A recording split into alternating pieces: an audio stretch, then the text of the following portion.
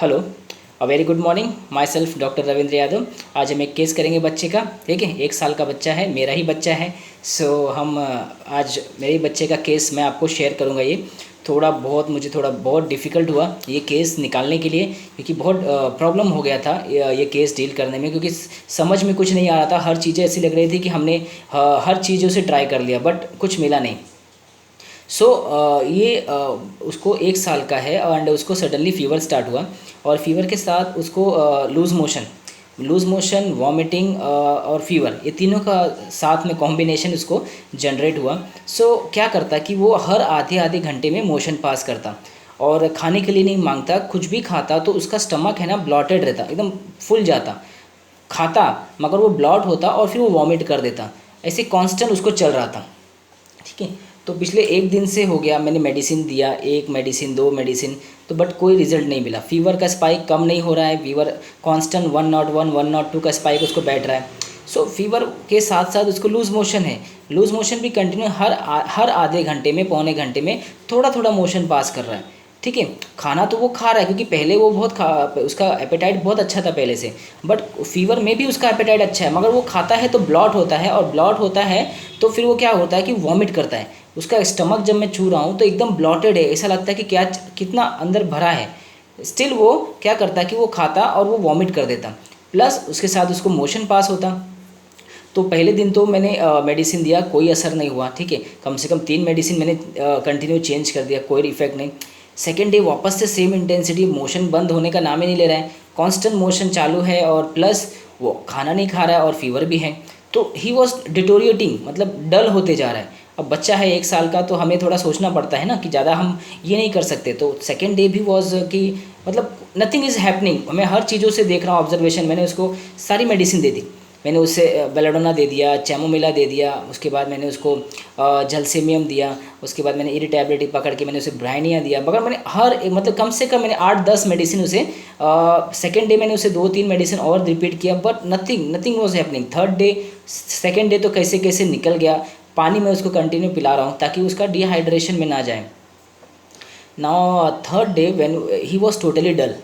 ठीक है, और वो क्या कर रहा है कि वो डल हो रहा है, और वो इरिटेबिलिटी बढ़ गई उसकी, चिड़चिड़ कर रहा है, चिड़चिड़ करके रो रहा है, चिड़चिड़ करके रो रहा है, कंटिन्यूस यही चल रहा है। वो मतलब उठने को तैयार नहीं, वॉज टोटली डल। नहीं तो ये हाइपर एक्टिव चाइल्ड, मतलब इतना एक्टिव है कि मतलब वो एक जगह रुकता नहीं है। But at this state he was dull because of continuous motion, continuous fever और एपेटाइट नहीं है, और खाने से वॉमिटिंग हो रहा है। तो बच्चा क्या होता है कि डिटोरिएट कंडीशन में जा रहा है। And this is a hyper, मतलब पैनिक सिचुएशन, मतलब घर में पैनिक सिचुएशन है कि अब क्या करें, एडमिट कर दे कि क्या कर दे।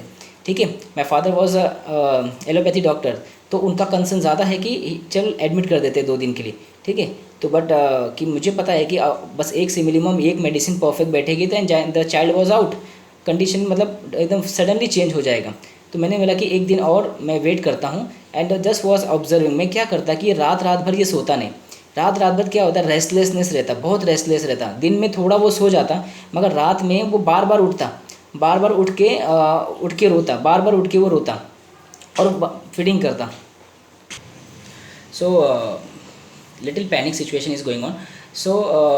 Fever was not constant fever था और बच्चा एकदम डल होते जा रहा है। बिकॉज ऑफ फीवर नहीं झला तो मैंने उसे पैरासीटामॉल, बहुत इंसिस्टिंग, मैंने उसे एक पैरासीटामॉल दिया, थोड़ा फीवर रिड्यूस हो जाए। तो फीवर तो थोड़ा कम हुआ but still motion was not, motion continuously every half hourly 1 hourly थोड़ा थोड़ा थोड़ा ग्रीनिश, एकदम ग्रीनिश कलर का स्टूल पास कर रहा है। मतलब कुछ भी खाता डाइजेस्ट नहीं हो रहा है, सीधा वो बाहर फेंक रहा है। टोटली वो एकदम कुछ भी अंदर रह नहीं रहा है। डेफिनेटली कि एनर्जी लेवल दिन ब दिन डाउन हो रही है। तो मैं क्या ऑब्जर्व, मैं इतने दिन में, मैं सिर्फ 2 दिन में से ऑब्जर्व कर रहा हूँ कि वो करता क्या है। ठीक है, द फर्स्ट थिंग इज क्या है कि वो रात को सोता नहीं। रात को क्या करता, बार बार थोड़ा लेटता, थोड़ा ये करता, थोड़ा सा उसको जब हम सुलाते तो थोड़ा सो जाता, फिर उठ जाता और फिर रात भर फिर वो चिड़चिड़ करता और रोता। ठीक है, रेस्टलेस रहता, मतलब उसको नींद नहीं आ रही, शायद बिकॉज ऑफ ब्लॉटेड एब्डोमेन है और वो रेस्टलेस रहता, कंटिन्यूसली रेस्टलेस। रात भर वो बराबर प्रॉपरली सो नहीं पाता। और फिर मदर उसको फीड करती, तो फीडिंग करती तो जस्ट वो जैसी फीडिंग करने जाती तो वो उसको बाइट करता, और इतना इरिटेबिलिटी रहता है कि वो बाइट करता है एंड जस्ट कि मतलब मदर की चिल्लाहट निकल जाए, कि इस तरीके से वो बाइट कर लेता वाइल सकिंग।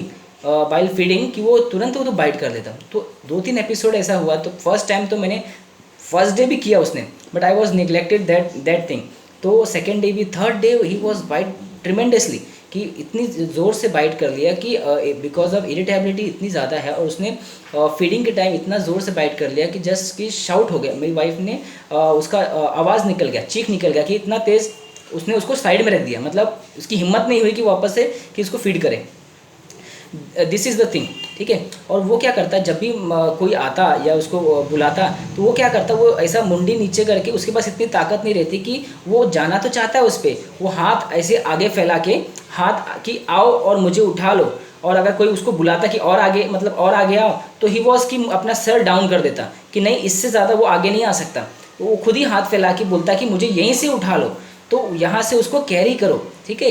तो ये एक चीज़, ये भी एक नोटिसेबल था कि मतलब उसके पास हिम्मत नहीं है, उसको कैरी तो होना है, बट उसके पास ताकत नहीं है कि वो कोई उसको वहाँ से उठाओ डायरेक्ट, आगे आने की हिम्मत, उसके पास एनर्जी नहीं है, ठीक है। एक ये चीज़ हमने देखा उस केस में, मैंने देखा, वो ऑब्जर्व किया। Second thing was the sleep position. वो 3 रात से जब से ये सिचुएशन हुआ है, वो कैसा सोता, वो अपने नी के बल, मतलब पेट के बल, अपने नी को बेंड करके, अपने नी को आगे पेट के बल बेंड करके और उल्टा सोता, ठीक है। और उसका जो बटक्स है वो हाई लेवल, मतलब ऊपर रहता, उसके नी पोजीशन उसको बेंड रहते टूवर्ड स्टमक, और वो उस पोजीशन में वो सोता। कांस्टेंट 3 दिन से यही चल रहा है। पता नहीं, आई डोंट नो कि वो उसमें उसको आराम मिल रहा था या क्या मिल रहा था, बट ये पोजीशन उसका कांस्टेंट 3 डेज से, रात को इस पोजीशन में भी जो भी आधा 1 घंटा सोता, इसी पोजीशन में सोता, ठीक है। इसके पहले वो ऐसा सोता नहीं था। तो this was the one observation. तो ये सब चीज़ें जब मैंने मिलाई, तो रात को, मतलब थर्ड डे का दिन भी, मतलब काफ़ी ये हेक्टिक रहा। मोशन, इरिटेबिलिटी, रोना, ठीक है, मोशन पास करना, एकदम थक गया, मतलब कर करके ही वॉज ड्रेन्ड आउट। तो अब ऐसा था कि यार अब तो मेडिसिन नहीं गई तो मतलब प्रॉब्लम हो जाएगी, बिकॉज ऑफ 1 साल का बच्चा है, अब ज़्यादा दिन हम खींच नहीं सकते ऐसे टाइम को।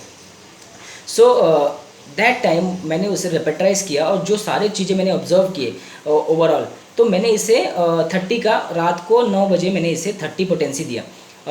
30 पोटेंसी देने के बाद मैंने इसे विद इन हाफ आवर, उसने एक ऐसा मोशन पास किया जो अब तक ग्रीनिश कलर का मोशन पास हो रहा था, 1 घंटे बाद उसने मोशन पास किया yellow colour, the colour was change. तो मुझे थोड़ा सा सेटिस्फेक्शन हुआ कि नहीं जाए, समथिंग इज़ हैपनिंग, समथिंग, कुछ तो हुआ है, कुछ तो चेंज हुआ है मेडिसिन जाने के बाद। तो हम वेट करते। दैट डे ही 1 घंटे में जो उसने मोशन पास किया, बहुत सारा मोशन पास किया, और भी येलो कलर का।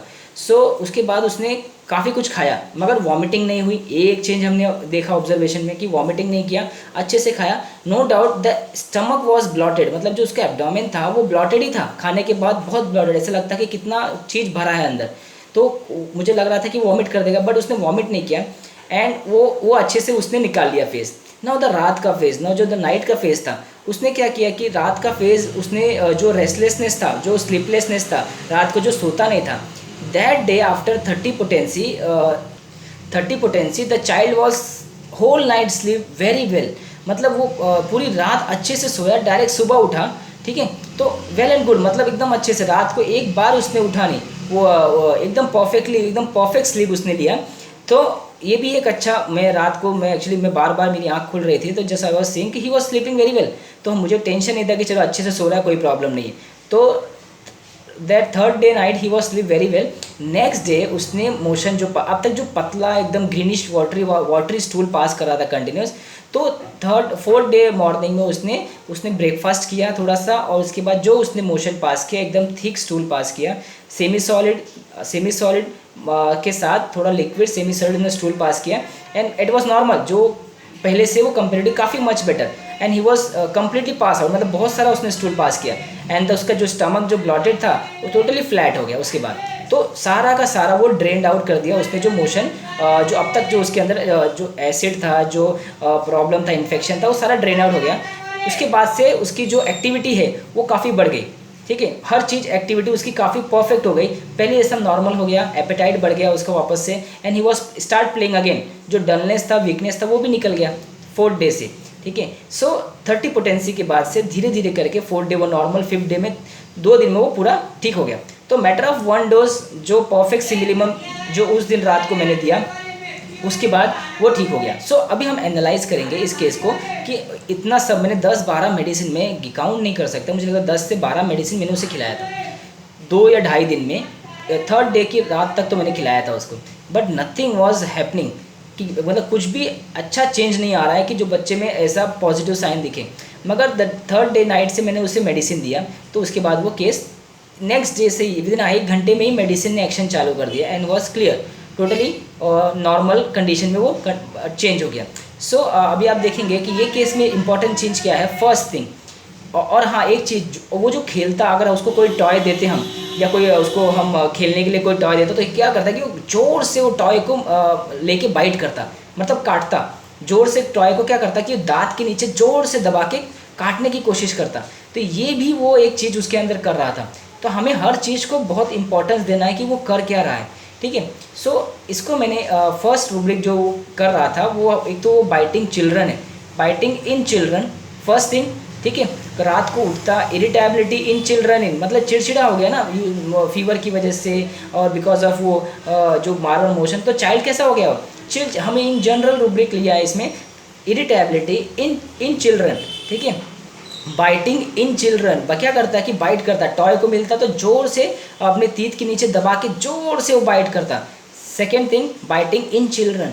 थर्ड थिंग रेस्टलेसनेस नाइट, मतलब रात भर वो क्या कहता, रेस्टलेस रहता, सो नहीं पाता बिकॉज ऑफ पेन बोल या बिकॉज ऑफ ब्लॉटेड एब्डोमेन की वजह से, बिकॉज ऑफ बहुत ब्लॉटेड था इसकी वजह से। तो रेस्टलेसनेस इन चिल्ड्रन, ये भी जनरल रूब्रिक हमने लिया यहाँ केस में। तो फिर मदर क्या करती, उससे फीड करती। तो यहाँ ये केस की जो की रेमेडी है, यहीं से वो की रेमेडी मुझे पूरा पिक्चर क्लियर हुआ। वो क्या करता कि फीडिंग के टाइम वो वहाँ भी बाइट करता, ठीक है, वहाँ जोर से बाइट करता है, इतना जोर से बाइट करता है कि मदर वॉज श्रिकिंग कि यार इतना जोर से बाइट करके बच्चे को उसने साइड में रख दिया कि इतना जोर से बाइट करता है। So biting nipples while sucking, ठीक है, during the time of feeding child was biting. So क्यों बाइट करे, जबकि mother was the prime source of food, क्योंकि वो उसको फीड दे रही है, वो उसे नर्सिंग कर रही है, और बच्चा क्या कर रहा है, इरिटेबिलिटी में उसे ही काट रहा है। सो ये क्या है, बाइटिंग हिज टम्बलर, जिस पे वो डिपेंडेंट है, जिससे वो डिपेंडेंट है अपने नर्स के लिए ये या अपने फीड के लिए, अपने फूड के लिए, वो उसे ही बाइट कर रहा है। So biting nipples while sucking and biting his tumbler, जिस पे वो डिपेंडेंट है उसको काटना। टम्बलर, हमने आर्सेनिक का केस मैंने आपको पोस्ट किया था एक बार, बाइटिंग हिज टम्बलर का। ये है कुप्रम मेट।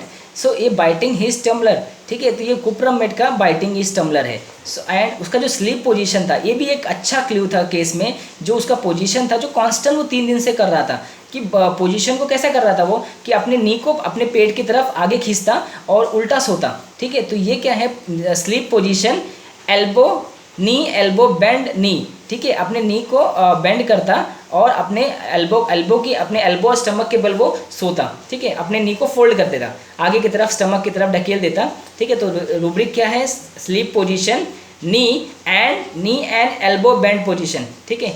तो ये एक रूब्रिक है जो मुझे इस ओवरऑल केस में लगा। और carried, desire to be carried, उसमें इतनी ताकत नहीं है कि वो आगे आके कैरी करे, उसे कैरी तो होना है बट उसमें ताकत नहीं है कि वो और आगे आके कोई कैरी करे, उसको आप आगे आके कैरी करो। तो कैरी में क्या होता है कि उसमें क्षमता नहीं रहती है, कि वो अब थक चुका है, अब उसमें इतनी ताकत नहीं है, आप उसे कैरी करो, एक जगह से दूसरी जगह लेके जाओ। कैरी मतलब क्या होता है, कैरियर, ट्रांसपोर्ट ना, हम एक चीज़ को उठाते हैं, वैन में भरते हैं, उसे कैरी करके दूसरी जगह ले जाते हैं। तो उसमें खुद के अंदर क्षमता नहीं होती है, इसलिए क्या करता है कि हम उसको कैरी करते हैं, एक पोजीशन से उसको दूसरी पोजीशन में लेके जाना या एक जगह से दूसरी जगह लेके जाना is a carried, desire to be carried, ठीक है। तो बच्चे में अब आगे आने की हिम्मत नहीं है, इसलिए आप उससे वहाँ से उठाओ और दूसरी जगह लेके जाओ। तो this is the carried, desire to be carried. So this is a simple थोड़ा सा ट्रिकी रूब्रिक ये केस में मुझे लेना पड़ा, बिकॉज कि not a tricky, very simple rubric. Observation अगर आप देखोगे, जो मैंने आपको ऑब्जर्वेशन शेयर किया है, सिंपल रूब्रिक इसमें भी है। आपको सिर्फ ऑब्जर्वेशन मुझे 3 दिन लग गए चीज़ों को ऑब्जर्व करने में। अब तक तो मैंने 10-12 मेडिसिन उसे खिला चुका था and condition was very worst, कि मैं परेशान हो गया कि अभी इसे देना क्या है। सो मैंने इसे कुप्रमेट 30 देने के बाद विदिन 1 आवर उसके अंदर वो चेंजेस चालू हो गया जो हमारी मेडिसिन से आना चाहिए, जो एनर्जी लेवल जनरेट होना चाहिए मेडिसिन जाने के बाद। विदिन 30 पोटेंसी से 3 डोज मैंने उसे दिए थे, उसके बाद विदिन 1 आवरली उसके सारे बॉडी के फंक्शन नॉर्मल होना चालू हो गए। So this is a case of my 1 year child. So आप भी देखिए कि ऐसे केसेस हमें जब हम अपने फैमिली में डील करते हैं या पेशेंट में भी डील करते हैं। नो डाउट, अभी मेरे बच्चे का केस है तो मुझे थोड़ा बहुत प्रॉब्लम हो गया, मगर कुप्रमेट हम स्टार्टिंग में नहीं सोच पाया। मैं स्टार्टिंग के फर्स्ट सेकंड डे में कुप्रमेट मेरे दिमाग में नहीं आया, बिकॉज मैं अलग मेडिसिन से डलनेस हीट ड्यूरिंग ले रहा था या फिर इरिटेबिलिटी हीट ड्यूरिंग, सारे रूब्रिक्स में ऐड करके मेंटल स्टेट में उसको लगा रहा था, बट नथिंग वाज हैपनिंग। मतलब कुछ भी अच्छा नहीं हो रहा है, सब चीज़ें निकल जा रही है बस। और फीवर तो उसके बाद से उसको आया ही नहीं। कुप्रम 30 देने के बाद द फीवर तो सडनली नेक्स्ट डे ही ड्रॉप हो गया, उसके बाद उसको फीवर नहीं आया and motion was also good, और उसका एपेटाइट नेक्स्ट डे से ही अच्छा हो गया। सो कुप्रमेट 30 देने के बाद he was totally fine within 2 days. So this is a simple case, not a simple case, this is a very difficult case for me कि 2 दिन लगे मुझे, 3 डेज़ लग गए मुझे सिर्फ उसको ट्रीट करने में, एक मेडिसिन देने में। तो ऐसे ऐसे केसेस हमें अटकते हैं। हमें सिर्फ अपना ऑब्जर्वेशन रखना है कि हर चीज़ों को देखते रहना है कि कौन सी चीज़ें, क्या पेशेंट क्या फ्रीक्वेंटली कर रहा है, क्या फ्रीक्वेंटली हमें बच्चा दिखा रहा है कि मैं उस स्टेट में, मेंटल स्टेट हमें हमेशा क्या होता है कि अभी बच्चा तो नहीं बोल सकता है। तो ऐसे चाइल्ड के केसेस में हमें अपने को प्रॉपरली देखना पड़ेगा कि बच्चा कौन सा चीज़ फ्रीक्वेंटली कर रहा है और जो उसको मेंटल को अफेक्ट कर रहा है। ठीक है, तो हमें हर चीज़ों को बारीकी से देखना है और हमें हर चीज़ों को अप्लाई करना है। तो इस केसेस में मैंने जो भी आपको शेयर देखा है वो शेयर किया है और उसके बेसिस पे मैं कुप्रमेट तक पहुंचा।